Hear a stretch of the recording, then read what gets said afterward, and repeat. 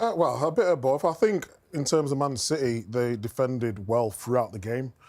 There was that one moment where, for some reason, they decided to step up. And even when Eze had the ball at his feet, they didn't drop. When he's got that much time, just drop off. I know sometimes when you're going into a back five and you've got three centre-half, sometimes communication can be a little bit off in who's dropping and who's going.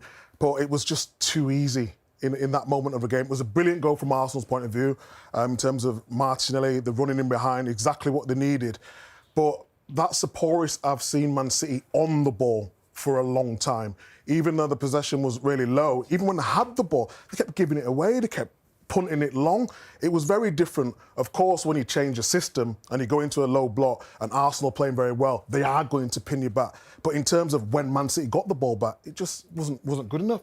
I can understand where Declan's coming from. When you dominate a title rival as much as they did, you're pleased about that in some ways, because that's not normal to see a game almost so one-sided in terms of territory, maybe possession. But for me, I can't get away from the fact that Arsenal still don't look like they're going to score a goal in open play. And I felt that at Manchester United in the first game. I felt that at Anfield, and I felt that today. Credit to them, they've got the goal. They had lots of set pieces, didn't look as dangerous on set pieces today. But that still has to be a big worry for Arsenal. I think this season in the 5 games, in open play, their XG is about 3. They didn't really look like scoring at all, and that's still a problem that they had last season, that it still looks like in these first 5 games they've still got. I suppose it depends on how you define dominant in terms of the performance. What was your read on the game? Yeah, well, we've said it many times before, but possession doesn't win your football matches. And, yeah, we were watching the game, we thought, listen, now they're going to create something. And we talk about the strength and depth, a couple of subs coming off the bench and obviously having a big involvement with the goal. Yeah, do you know what? It's kind of the same issues for Arsenal. On one hand, you give them credit, they kept going and they persevered and they got a draw.